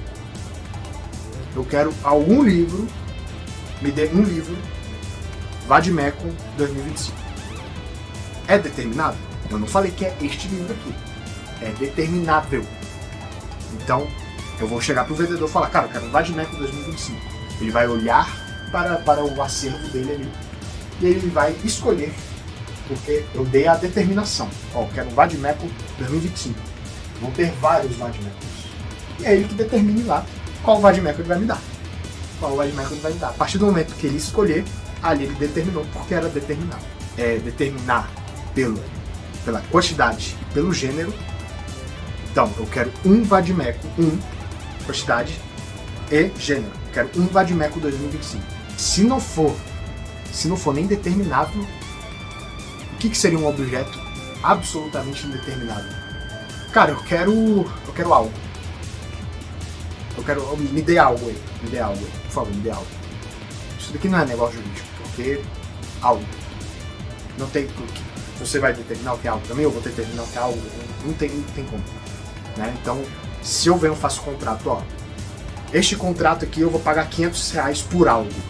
Este contrato não existe. Este contrato não é válido. Eu ia cair no negócio. Então, o negócio não é válido. E, cara, por último citado em lei, é a forma prescrita ou não defesa de lei. Não defesa de lei, mesma coisa que não proibido. Mesma coisa, absolutamente a mesma coisa. Não defesa de lei que não seja proibido. Então, aqui está regulamentado o princípio da forma livre. Você pode fazer um contrato, ou um contrato que a forma esteja prescrita em lei, ou que não seja proibido. Pronto. Já falei como é que é essa questão da forma. E, cara, não está no artigo, novamente, não está no artigo. Mas existe sim a tal da vontade livre. E, cara, o que é a vontade livre? É a vontade que não está sob erro, dolo, coação, estado de perigo ou lesão. Tá? Se eu fiz um contrato porque estão me enganando, ou porque eu caí em erro porque eu sou burro, ou porque eu me enganei em uma situação fática ali, eu simplesmente me enganei, ou porque alguém me coagiu, ou porque eu estava em estado de perigo, se fizer uma relação essa relação é anulável. É anulável. Eu vou poder anular. A pessoa que sofreu, a pessoa que teve essa vontade vinculada aí a esses vícios de consentimento, essa pessoa vai poder entrar com uma ação para anular o negócio jurídico. Então vai ter essa invalidade. Não está expressa lá no artigo 104, mas existe absolutamente. Vamos falar agora dos elementos, uma classificação aqui dos elementos do negócio jurídico. Primeiro temos os elementos constitutivos. Cara, são os elementos que constituem o negócio jurídico. São basicamente os elementos que estão lá nos 2 primeiros degraus do negócio jurídico. Então, cara, elemento constitutivo é um agente capaz, o objeto lícito, possível, determinado, determinável, vontade livre, enfim, tudo que nós falamos ali no primeiro e no segundo degrau são fatores do negócio jurídico. Os elementos constitutivos do negócio jurídico são fatos que precisam estar no negócio jurídico para ele existir e ter validade. É um elemento constitutivo. Quais são os elementos naturais do negócio jurídico? E aqui temos um dado interessante. Primeiro, eu gostaria de deixar bem claro, acho que já deu para perceber implicitamente toda a minha explicação aqui. Mas, assim, deixar bem cristalino aqui. Contrato, todo contrato é negócio jurídico. Nem todo negócio jurídico é um contrato. Por que eu quero deixar isso claro? Existem alguns negócios jurídicos que só de você fazer eles ali, naturalmente vão sair deles elementos que naturalmente vão sair daquela relação. Por exemplo, se você faz um contrato de compra e venda, cara, naturalmente vai surgir dali a obrigação de pagar e a obrigação de dar a coisa certa ou dar a coisa certa ou dar a coisa incerta.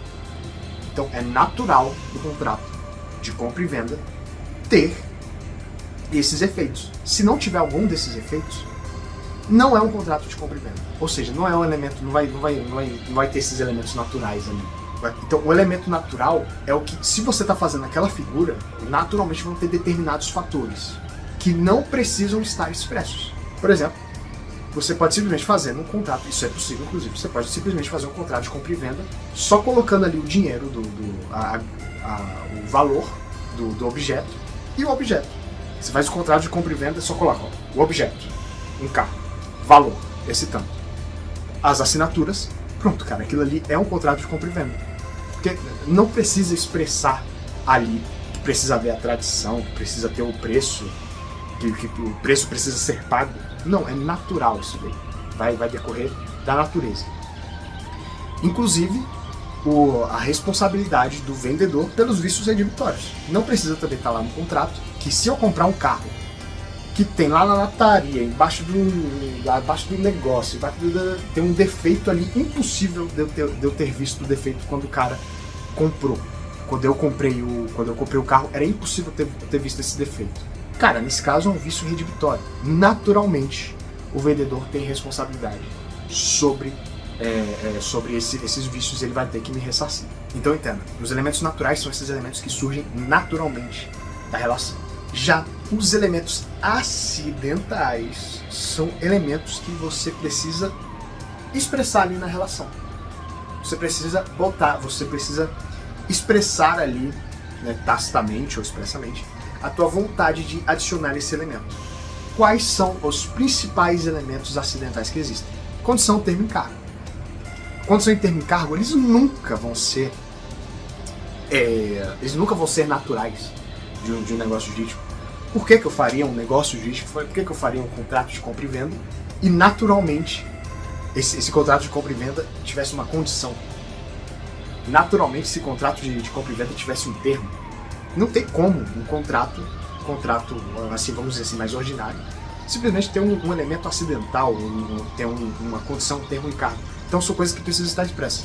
Então todo elemento que você precisa expressar ali no contrato, expressar ali na relação, expressar ali de alguma forma, são elementos acidentais do negócio jurídico. São elementos que você precisa deixar claro que, olha, eu quero que tenha isso. Cara, vamos falar das classificações do negócio jurídico. Olha só, o negócio jurídico pode ser unilateral. O que significa o negócio jurídico ser unilateral? Bom, é mais complexo do que parece, tá? O negócio jurídico unilateral, ele é quando a vontade de uma pessoa ou mais pessoas vão para uma única direção. Então, uma ou mais pessoas fazem um negócio jurídico que vai para uma única direção.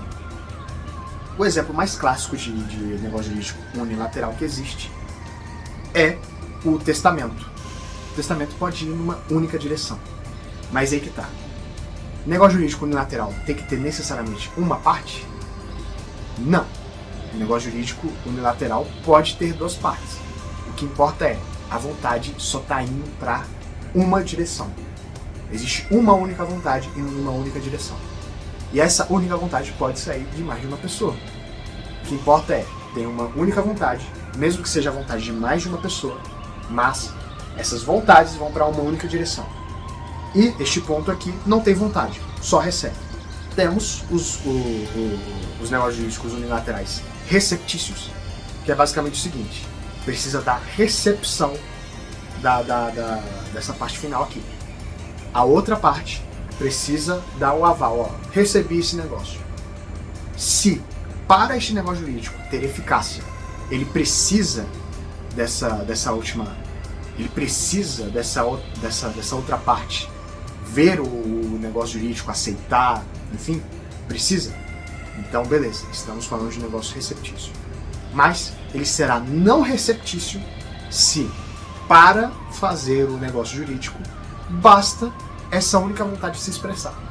Caso do testamento. O testamento não precisa de ninguém do outro lado da relação dar o aval ali, dar a assinatura. Não, basta uma única pessoa ir lá e escrever: eu quero que este bem vá para esta pessoa quando eu morrer. Esta outra pessoa não precisa aceitar, não precisa isso ou aquilo, não precisa de nada. Só precisa escrever, dar a minha assinatura ali, pronto, aqui ó, tá garantido. Esse daqui é o meu testamento. O testamento tá pronto. Não precisa de ninguém ali para aceitar ou negar ou fazer qualquer coisa. Nesse caso, é um não receptício. Agora, um adendo aqui. Existem os contratos unilaterais. Negócio jurídico unilateral e contrato unilateral não se confundem.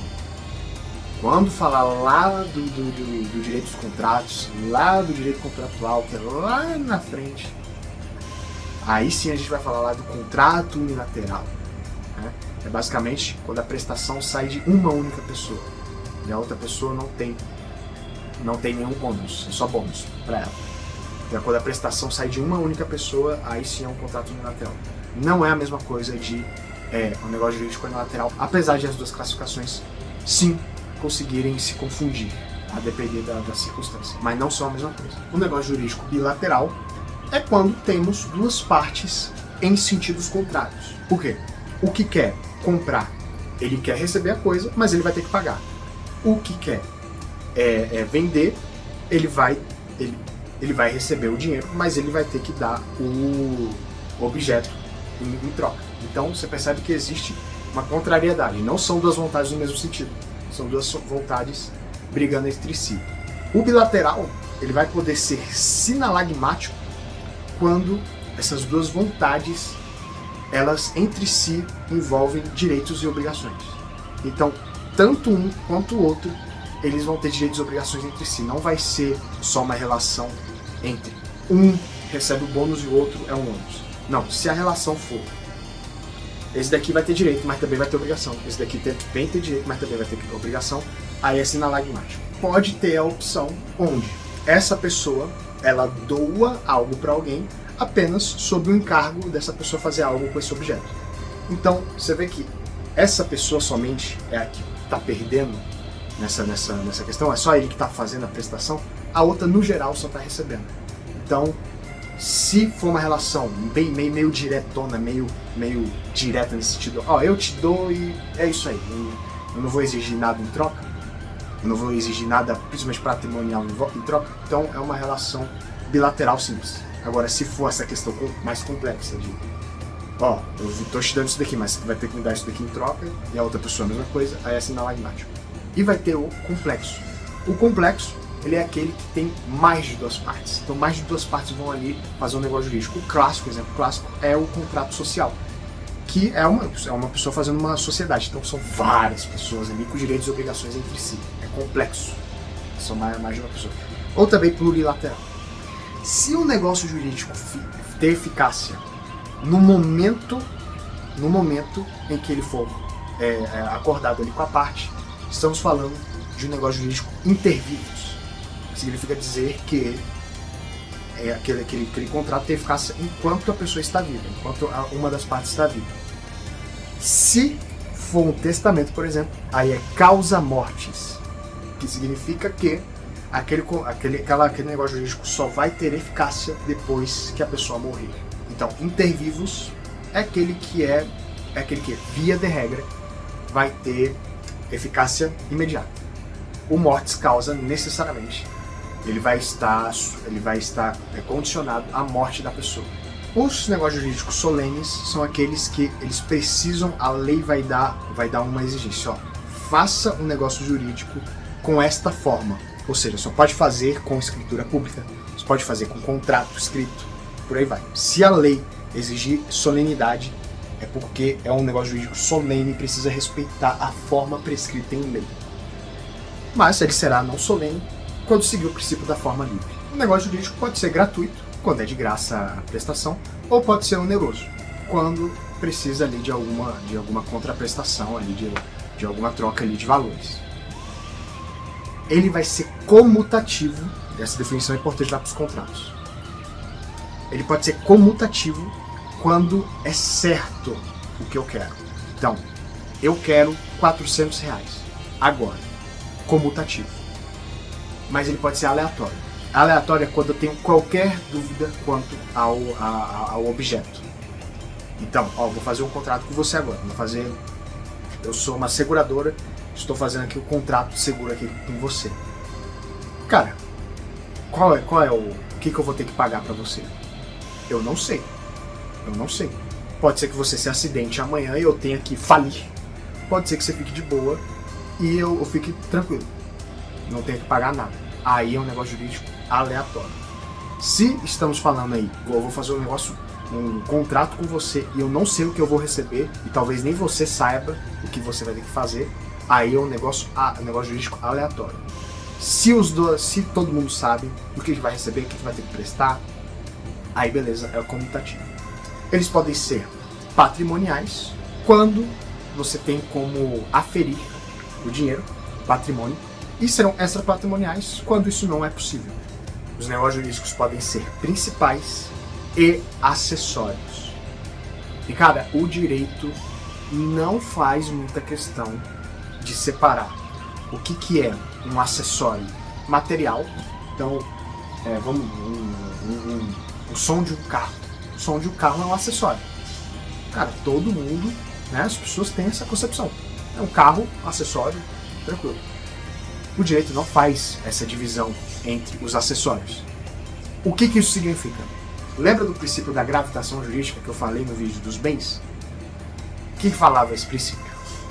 O bem acessório acompanha o bem principal. Essa relação, via de regra, vale também para os negócios jurídicos. Via de regra, tem exceções bem claras, tá? Cara, me desculpa, eu pedi para você jogar a sua lei pela janela, né? Vai lá fora e pega ela. Porque agora vamos falar do próprio Código Civil. Artigo 105. A incapacidade relativa de uma das partes não pode ser invocada pela outra em benefício próprio, nem aproveita aos cointeressados capazes, salvo se, neste caso, for indivisível o objeto do direito ou da obrigação comum. Vamos lá, de que plano nós estamos falando? Responde. De que plano nós estamos falando? Escada pontiana, existência, validade ou eficácia? Plano da validade. Pode invocar a incapacidade relativa. A incapacidade relativa é a hipótese de anulabilidade. Então, o que ele quer dizer aqui?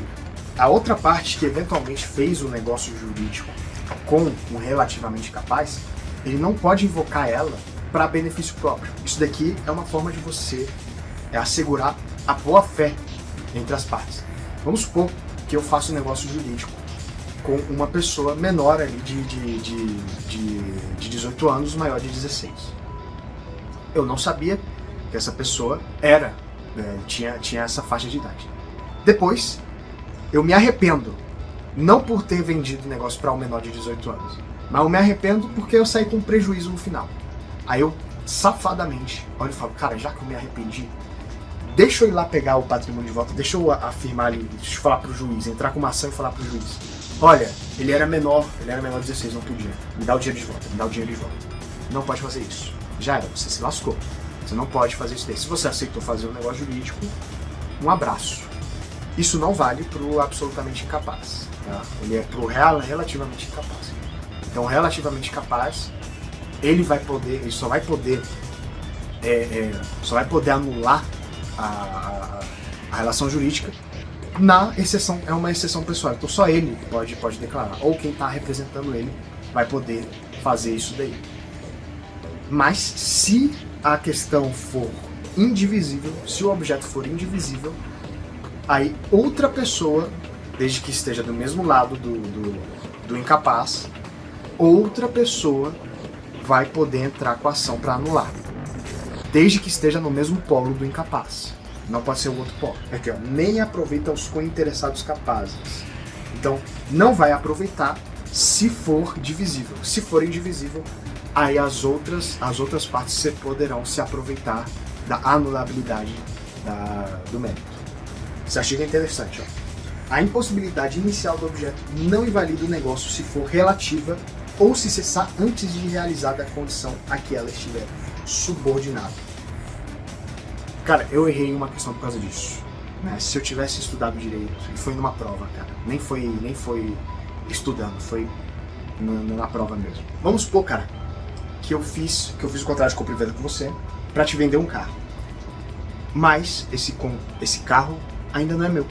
Por quê? Porque eu comprei esse carro, mas ainda não aconteceu a tradição. A concessionária me prometeu que esse carro vai ser entregado até esta data. Pode ser que ele me entregue, pode ser que ele não me entregue. Ninguém sabe. Pode ser que aconteça, pode ser que não aconteça. E aí, o que vai acontecer? Vai ser inválido? Não. Por quê?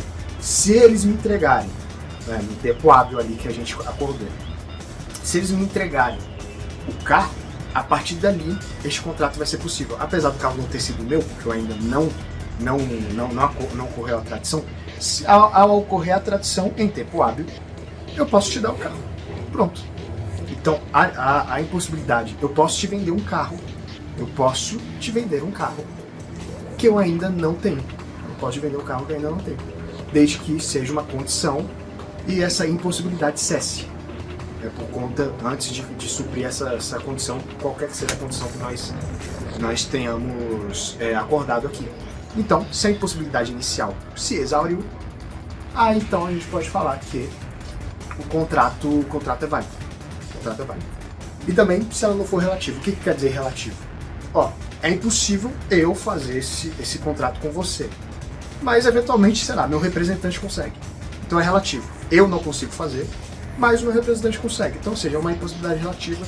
Então, a partir do quando essa relatividade passar para o polo possível, não vai também acontecer essa hipótese de era inválido, passou a ser válido. Não, era relativo. Então, a relatividade ali da impossibilidade tornou o negócio jurídico, o negócio possível. 107, mais uma expressão do princípio da forma livre. A validade da declaração de vontade não dependerá de forma especial, senão quando a lei expressamente a exigir. Então você pode fazer a declaração de vontade da forma que você quiser. Não dispondo a lei em contrário, a escritura pública é essencial à validade dos negócios jurídicos que visem a constituição, transferência, modificação ou renúncia de direitos reais sobre imóveis de valor superior a 30 vezes o maior salário mínimo vigente do país. Bem autoexplicativo. Se o teu imóvel valer 30 mil reais, aproximadamente 30 mil reais, você vai ter que fazer a escritura pública, por força desse artigo aqui. Agora, uma dúvida. Qual o degrau que esse artigo está falando sobre? Está falando sobre a validade. A escritura pública é essencial à validade dos negócios jurídicos. Então, é o degrau da validade. No negócio jurídico celebrado com cláusula de não valer sem instrumento público, este é da substância do ato. Se você colocar lá no teu contrato, para esse contrato valer, precisa registrar em cartório, vai precisar registrar em cartório, como se a lei estivesse exigindo. Então, se você está exigindo ali, cara, precisa registrar no cartório, vai precisar registrar no cartório, como se a própria lei estivesse exigindo. A manifestação de vontade subsiste ainda que o seu autor haja feito a reserva mental de não querer o que manifestou, salvo se dela o destinatário tinha conhecimento. O que é reserva mental? Reserva mental é ele fazer alguma coisa, mas eu não quero o que eu declarei. Eu falei, eu quero isso, mas na verdade eu não quero isso. Isso é indiferente para o direito.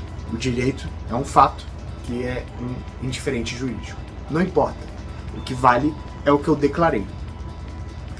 Mas a lei vai vir assim e falar, cara, mas se a outra parte sabia da tua reserva mental, aí sim, este contrato, este negócio jurídico vai ser inválido. Por quê? Porque isso é esquema. É esquema. Olha só que relação estranha. Assim, Se isso não te cheirar mal, eu não sei nem o que dizer pra você. Eu faço um contrato de compra e venda. Eu estou lá colocando a minha assinatura numa convenção que está falando, quero vender isso. Mas eu não quero vender isso. E a outra parte sabe que eu não quero vender. Te sou estranho, né? O que é isso daí? Isso daí é simulação, que é um vício social. Isso daí é uma simulação. E a simulação é grave porque quando você está fazendo uma simulação, você tá basicamente, via de regra, você está querendo fraudar um credor. Um credor, você faz um contrato ali com um credor. E esse credor exige de você, ó, me pague R$500. Mas aí eu vendo esses meus R$500, seja lá o que são esses R$500, eu só dou esses R$500 de graça para alguém. Justamente para esse outro alguém me dar esses R$500 de volta, depois que esse cara vir ver que eu estou insolvente. Então você percebe, é muito grave, é nulidade isso daí, tá? É hipótese de nulidade. Então, isso é uma hipótese onde eu estou fazendo reserva mental e a outra parte sabe que eu estou fazendo reserva mental. Porque eu não quero vender, eu não quero dar os meus R$500. E a outra parte sabe que eu não quero. Isso é muito estranho, o direito não gosta disso. O silêncio importa anuência quando as circunstâncias ou os usos o autorizarem e não for necessária a declaração de vontade expressa. Cara, quem cala consente? Responde aí pra mim, sim ou não, sim ou não, sim ou não. Cara, o direito, e aqui tá bem expresso aqui no artigo, o direito vai responder pra essa pergunta. Depende. Vai depender do quê? Tá aqui na lei. Quando as circunstâncias ou os usos autorizarem. Tá falando o quê, basicamente? Se os costumes autorizarem, né? E não for necessária a declaração de vontade expressa. Aqui é uma disposição legal, ó, se a lei não exigir a declaração de vontade expressa. Então vai depender da circunstância, cara. Vai ter alguma circunstância que não vai precisar, se o cara estiver silente, ele vai estar anuindo. Via de regra, o silêncio não vai importar nada. E aí que tá o detalhe. Por exemplo, se você está doando algo para alguém, se essa pessoa, você doou, fez a tradição já, parabéns, você doou. Se a outra pessoa, se o donatário, a pessoa que recebeu, ela não falar nada, se aceita ou se nega a doação, o silêncio vai importar que a pessoa aceitou. Então, existe algumas situações que o silêncio vai importar a anuência, não é sempre. Olha, artigo interessantíssimo que tem a ver com a interpretação do negócio jurídico. O 112, o 113 e o 114, eles vão falar sobre a interpretação do negócio jurídico. Vamos à primeira delas. Nas declarações de vontade se atenderá mais à intenção nelas consubstanciada do que ao sentido literal da linguagem. Isso daqui, cara, basicamente é uma disposição falando. Não vai existir fetichismo gramatical. Então, fetichismo literal. Então, não é só porque o cara escreveu ali no contrato. Inclusive, isso daqui é o que quebra muitas pessoas têm uma visão infantil, né, do direito do contrato. Tem a tal desse dito popular, né? Cuidado com a letrinha miúda. A verdade é, cara, o direito brasileiro, ele respeita. Você não pode simplesmente querer ser malandro, tá, no direito brasileiro. Apesar de no dia a dia nós não vermos muito aí esse princípio da colaboração mútua, né, que todo mundo colabora, todo mundo é muito bonitinho. A verdade no direito brasileiro existe a boa-fé, existe os costumes, existe a razoabilidade. Então, cara, não adianta você fazer um contrato ali todo na malandragem, vou meter aqui um monte de cláusula aqui só pra lascar com o cara. Porque a real se o seu comportamento não estiver, se o seu comportamento não estiver em harmonia com a literalidade da lei, cara, o seu comportamento vai valer mais. Uma forma de garantir a boa-fé. Uma forma de garantir que as pessoas não vão ficar tentando fazer esquemazinho com literalidade do contrato. Entende? Quebrar um pouco essa visão infantil que nós temos de contrato, né? Que a pessoa pode assinar qualquer coisa, vou assinar um negócio aqui só pra enganar. Não. No geral, no direito brasileiro, você tem que respeitar a boa-fé, você tem que respeitar os costumes, você tem tem que respeitar a razoabilidade e você tem que respeitar o comportamento das partes. Então, se as partes estiverem fazendo algo, mesmo que contrário ao contrato, se for razoável, vai se atender mais ao comportamento. Então, quando for interpretar o contrato, vai se interpretar o contrato mais pelo que as pessoas estão fazendo do que pelo que elas declararam ali no papel. Artigo 113. Um dos artigos mais importantes, talvez, que a gente tem da parte geral, se não for o mais importante. Os negócios jurídicos devem ser interpretados conforme a boa-fé e os usos do lugar de sua celebração. Cara, estamos aqui da forma mais expressa possível que a boa-fé está por trás de todos os negócios jurídicos. E, além disso, eles serão interpretados em todos os negócios jurídicos. Quando você faz, qualquer contrato que você faz, está implícito, por força desse artigo aqui, está implícito a boa-fé. Os negócios jurídicos devem ser interpretados conforme a boa-fé e os usos do lugar de sua celebração. Cara, isso daqui é muito interessante no sentido de revisão contratual. Então, esse artigo aqui, ele é muito utilizado para o juiz revisar ali o que está no contrato. Então, cara, esse artigo é muito interessante porque ele está basicamente colocando a boa-fé, o princípio da boa-fé, por trás por trás das relações. Cara, a boa-fé vai entrar isso daí mais pra frente, quando chegar mais em contratos, né, mais apropriado falar sobre a tal da boa-fé. Mas a boa-fé é basicamente a cooperação, você cooperar com as outras partes, os deveres anexos ao contrato, você cooperar, você ter harmonia, você não ter a intenção de lascar com a outra parte, você ter a intenção de ser razoável, você ter a intenção de se comportar mais como um homem médio, né? Não querer ser ousado, né? No sentido de atrapalhar a vida da outra parte. Então essa boa fé está inculcada ali por trás de todos os negócios jurídicos. Parágrafo 1º. A interpretação do negócio jurídico deve lhe atribuir o sentido que for confirmado pelo comportamento das partes posterior à celebração do negócio. Ou seja, está repetindo o que está no caput do artigo. Corresponder aos usos, costumes e práticas do mercado relativas ao tipo de negócio. Corresponder à boa-fé, de novo. For mais benéfico à parte que não redigiu o dispositivo se identificável. Isso daqui vai reaparecer lá no contrato de adesão.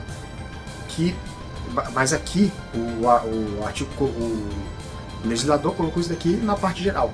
Então, ou seja, a pessoa que não redigiu o contrato, existe uma, aspas, presunção de que essa pessoa está em uma situação mais vulnerável que a pessoa que redigiu. Porque a pessoa que redigiu, ela vai ter a oportunidade de colocar alguma malandragem, de pensar mais, de botar mais benefício. E, na minha experiência que eu já vi de contrato, de fato, a pessoa que escreve o contrato, principalmente quando ela é a credora, ela comete um erro que é um erro que eu vejo que é aparentemente bem comum, que é a pessoa colocar vantagem só para uma das partes. Então é um contrato inteiro só feito colocando vantagens para si. Eu tenho um contrato de locação aqui da minha casa e, cara, o contrato, a pessoa que redigiu o contrato deu benefícios só para o credor, só para o locador. Então a cláusula primeira, a cláusula segunda, a cláusula terceira era só vantagem para o credor, né? Não querendo dizer que isso vai obviamente ser derrubado, mas aumenta a chance aí de sofrer alguma revisão, que é basicamente esse artigo é o grande totem da revisão contratual.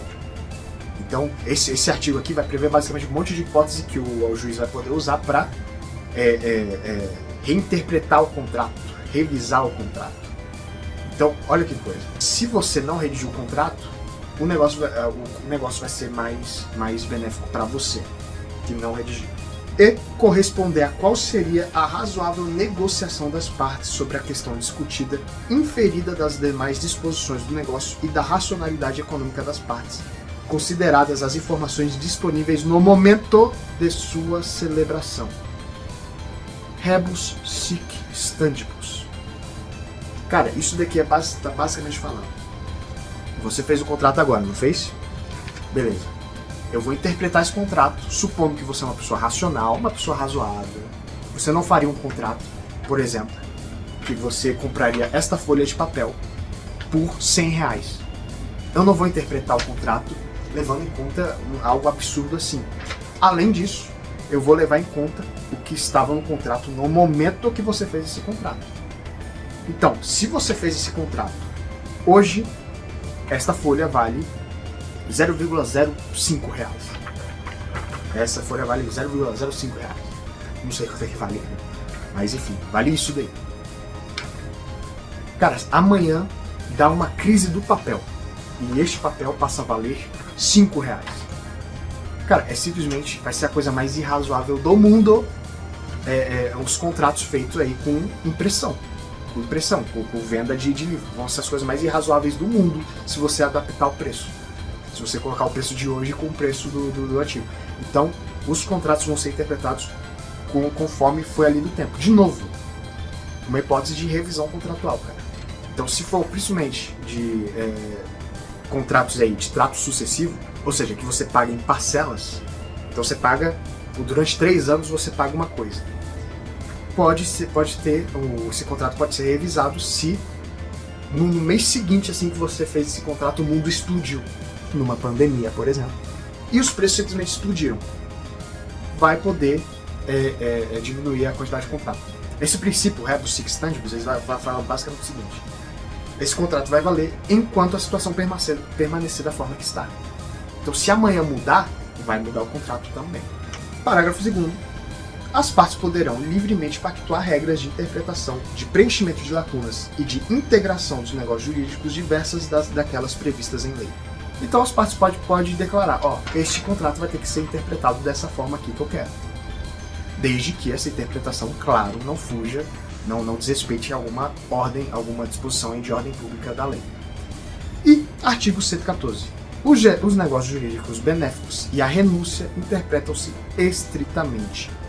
Cara, basicamente é o seguinte: aqueles negócios jurídicos em que só uma parte ganha, o negócio jurídico benéfico, e a renúncia vão se interpretar estritamente. Ou seja, só vai se interpretar o que está ali disposto. Então, basicamente, não vai ter muita criatividade, não vai haver muita expansão aí interpretativa, não vai haver muita analogia em contratos que só uma das partes ganham ou em renúncias de crédito, por aí vai.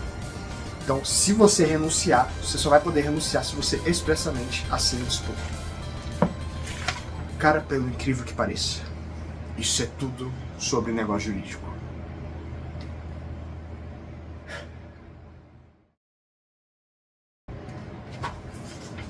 Puta que caraca, velho, a minha página. Ah, cara, porra. Ah, meu. Arrancou a parada aqui, velho. Pô, bicho, a folha caiu, meu. Olha que sacanagem, bicho. Puta que vadimeco desgraçado. Foda. Nada no direito brasileiro presta, né, meu? Vou fazer só com uma folha agora, né?